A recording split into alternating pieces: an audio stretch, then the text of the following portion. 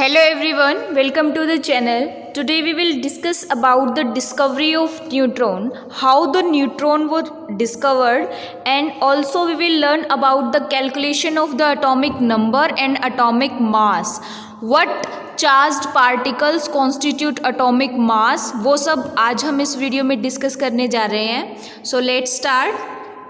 First of all हम तीनों models को कंपेयर करेंगे, Bohr's model, Thompson model and Rutherford model. हम ये देखेंगे कि तीनों मॉडल में क्या कमियां रही और आगे आने वाले मॉडल ने उस कमी को कैसे दूर किया. तो सबसे पहले एक लुक लेते हैं on the comparison of all the three models about the structure of atom and how we came to know that the atom constitute the charged particles and that is the particular structure. How we came to know, we will discuss it.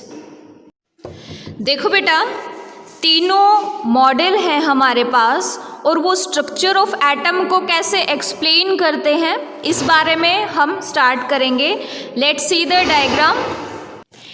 ये देखो बेटा, diagram में सबसे पहले Dalton ने 1807 में ये theory put की कि atom is the spherical molecule. ठीक है, यानी कि एटम का जो स्ट्रक्चर है वो कुछ एक स्फीयर जैसा दिखाई देता है, इससे ज़्यादा वो कुछ एक्सप्लेन नहीं कर पाए थे.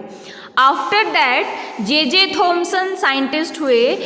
In 1897 he explained about the plum pudding model, यानी कि जो पूरा स्फीयर है that is carrying the positive charge and negative charge is randomly distributed in it. जैसे कि एक पुडिंग होती है और उसमें ड्राई फ्रूट डिस्ट्रीब्यूटेड होता है, या फिर हम वाटरमेलन का एग्जाम्पल लें तो जो रेड पार्ट है that is constituting the positive charge और जो ब्लैक कलर के सीड्स हैं that are the electrons and they constitute the negative charge. ये मॉडल जे थॉमसन ने स्ट्रक्चर ऑफ एटम के बारे में पुट किया था 1897 में.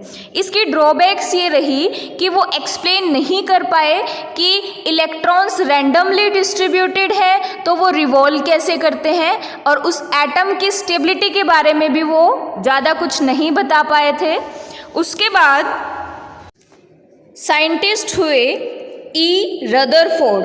उन्होंने बताया, सबसे पहली चीज़ जो उन्होंने बताई वो था न्यूक्लियस का एग्जिस्टेंस. उन्होंने बताया कि जो पॉजिटिव चार्ज है ना that is not distributed, that is centred at one place in the sphere. Sphere के सेंटर में कोई एक ऐसा प्लेस है जहाँ पर सारा पॉजिटिव चार्ज कंसंट्रेटेड है और उसके अराउंड जो नेगेटिव चार्ज है वो रिवॉल्व करते हैं. ठीक है, वो उसके आसपास इलेक्ट्रॉन्स रिवॉल्व करते हैं और सारा पॉजिटिव चार्ज कंसंट्रेटेड है. ये वाटरमेलन के रेड पार्ट की तरह डिस्ट्रीब्यूटेड नहीं है.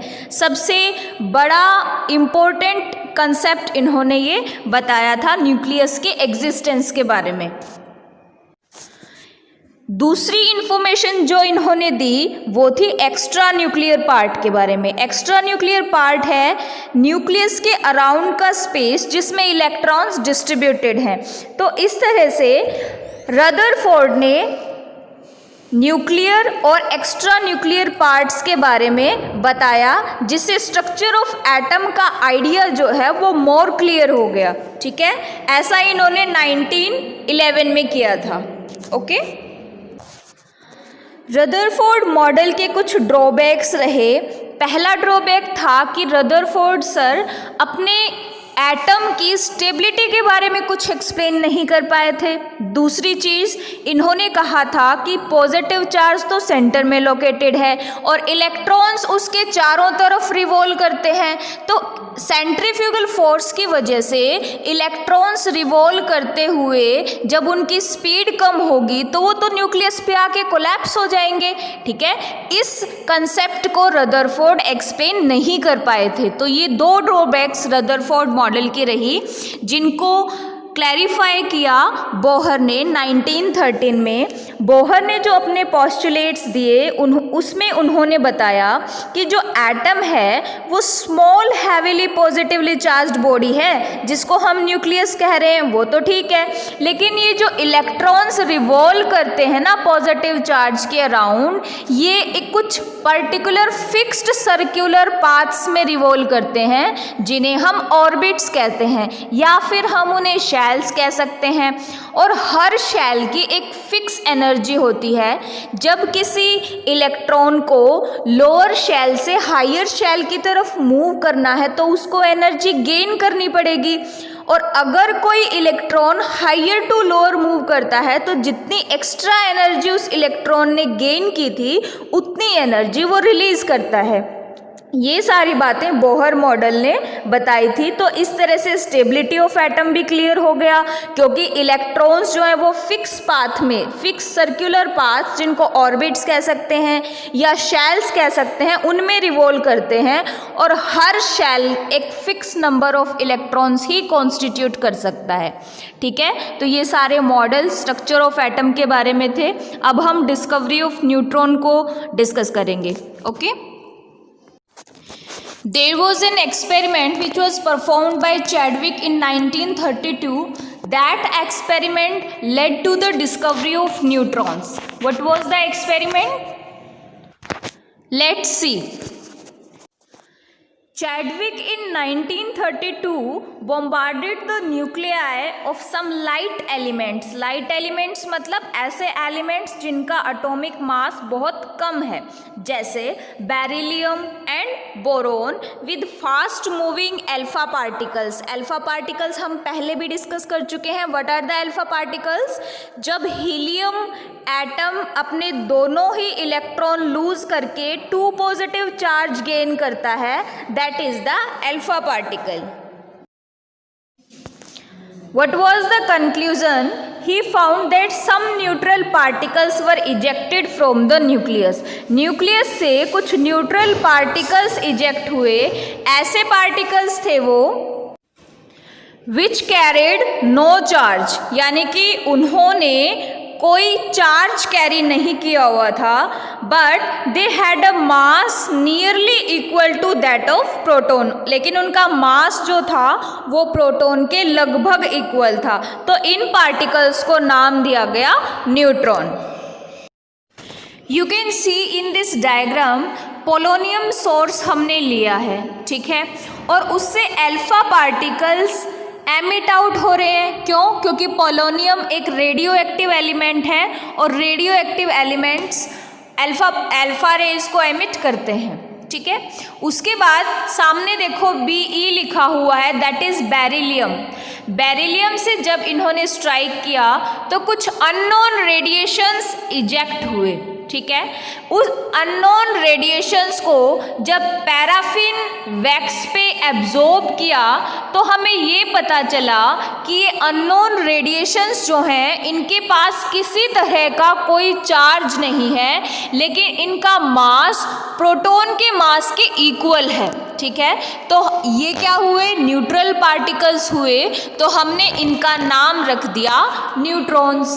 ठीक है, डायग्राम में एम्पलीफायर और ऑसिलोग्राफ शो किए हुए हैं. एम्पलीफायर क्या करता है? सिग्नल को एम्पलीफाई करता है, यानी कि उसकी फ्रीक्वेंसी को इंक्रीज कर देता है. ऑसिलोग्राफ क्या करता है कि उस फ्रीक्वेंसी सिग्नल का ग्राफ क्रिएट करता है. ठीक है, तो ये एक्सपेरिमेंट चैडविक ने परफॉर्म किया था 1932 में, जिसकी वजह से न्यूट्रॉन्स की डिस्कवरी हुई. So neutron is defined as subatomic. Subatomic मतलब एटम के भी अंदर प्रेजेंट है. जैसे हम ग्रुप और सब ग्रुप कर लेते हैं ना, इसी तरह से सब अटोमिक और फंडामेंटल. फंडामेंटल का मतलब है basic. Particle which has no charge, कोई चार्ज नहीं है, और इसका जो मास है that is equal to that of proton. Proton के इक्वल इसका मास है. अब हम डिस्कस करते हैं कि what is atomic number. Atomic number क्या होता है? atomic number of an element is equal to the number of protons that are present in the nucleus of the atom of that element. किसी element के atom के nucleus में कितने number of protons present हैं, that is equal to the atomic number. उसको atomic number कहा जाता है. ठीक है. फॉर एग्जाम्पल जैसे न्यूक्लियस ऑफ हाइड्रोजन है, दैट कंटेन्स ओनली 1 प्रोटॉन, तो इसका एटॉमिक नंबर क्या हुआ, 1 हुआ. Nucleus of carbon atom contain करता है 6 प्रोटॉन, तो इसका एटॉमिक नंबर हुआ 6. Nucleus of sodium atom constitute करता है 11 प्रोटॉन्स, तो इसका एटॉमिक नंबर हुआ 11 and so on. Okay. Now we will see the characteristics of atomic number. पहला है कि एटॉमिक नंबर हमेशा एक होल नंबर होगा, फ्रैक्शन में नहीं होगा. दूसरी चीज, all the atoms of same elements, एक एलिमेंट के जितने भी एटम हैं, जैसे सोडियम है तो सोडियम के जितने भी एटम्स प्रेजेंट होंगे किसी मॉलिक्यूल में, सभी में सेम नंबर ऑफ प्रोटॉन ही होगा और सबका एटॉमिक नंबर सेम होगा.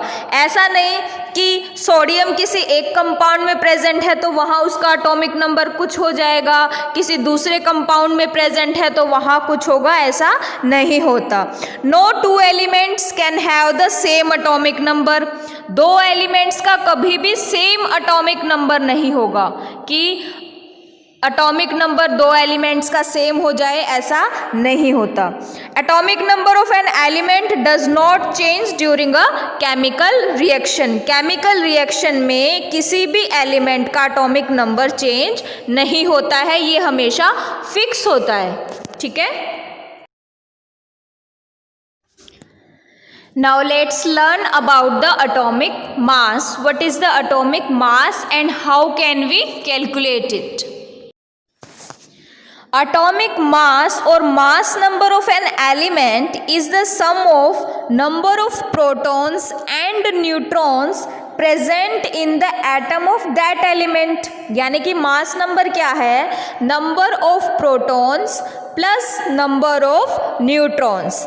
ठीक है. That will be the atomic mass और we can say mass number. देखो बेटा, एक बहुत ही इम्पॉर्टेंट चीज़ है, मोस्टली ये चीज़ बताई नहीं जाती है इस लेवल पे. देखो, एक डिफरेंस है मास नंबर और एटॉमिक मास में, माइनर सा डिफरेंस है कि मास नंबर किसी एलिमेंट का होगा that is nearly equal to that of atomic mass, ये तो हमें पता है. लेकिन जो मेन डिफरेंस है वो ये कि mass number is always a whole number. जब किसी का एटॉमिक मास होल नंबर में होता है तो हम उसे मास नंबर बोल देते हैं. लेकिन एटॉमिक मास जो है वो यूजुअली होल नंबर में नहीं होता है, क्योंकि it is the relative mass as compared with the mass of carbon 12. जो हमने एटम्स एंड मॉलिक्यूल्स वाला लेसन पढ़ा था उसमें हमने एटॉमिक मास के बारे में डिस्कस किया था, थोड़ा सा डिस्कशन हमने वहाँ पे किया था. अब हम देखते हैं एटॉमिक मास को. Suppose this is the symbol of the element, तो एटॉमिक नंबर हमेशा लेफ्ट बॉटम में लिखा जाएगा और मास नंबर हमेशा लेफ्ट टॉप पे लिखा जाएगा. For example, hydrogen 11, nitrogen 714, oxygen 816, मतलब 8 इसका एटॉमिक नंबर है और 16 इसका एटॉमिक मास है. अब कैलकुलेट करना सीखेंगे कुछ क्वेश्चंस लेकर कि हम एटॉमिक नंबर और मास नंबर को कैसे कैलकुलेट कर सकते हैं. लेट्स सी, एटॉमिक नंबर यहाँ 11 है, मास नंबर 23 गिवन है. तो नंबर ऑफ प्रोटॉन्स क्या होता है, हमेशा एटॉमिक नंबर के इक्वल. तो नंबर ऑफ प्रोटॉन्स कितना हुआ, 11. फिर है नंबर ऑफ इलेक्ट्रॉन्स कैलकुलेट करना है. न्यूट्रल एटम में number of proton is equal to number of neutron, तभी तो एटम न्यूट्रल है ना, कि इलेक्ट्रॉन भी उतने ही हैं जितने प्रोटॉन, यानी कि पॉजिटिव चार्ज. देखो बेटा, atomic number is equal to number of protons equal to number of electrons in a neutral atom. अब अगर नंबर ऑफ न्यूट्रॉन्स निकालना है तो हम mass number minus atomic number कर देंगे। बहुत ही सिंपल से ये दो चीज़ें याद रखनी है कि atomic number number of proton के इक्वल है और न्यूट्रॉन निकालेंगे तो मास माइनस एटॉमिक नंबर। तो नंबर ऑफ न्यूट्रॉन्स क्या होगा, एटॉमिक मास और mass number minus atomic number, यानी कि 23 minus 11 is equal to 12। Now we will see the second example.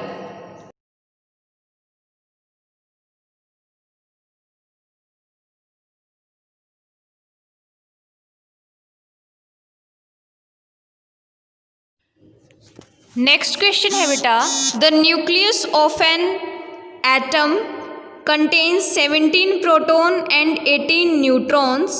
Calculate the atomic number and mass number of the element and represent them along with the symbol of that element. Okay, so ये देखो, number of protons यानी कि Z और you can say atomic number कितना है 17।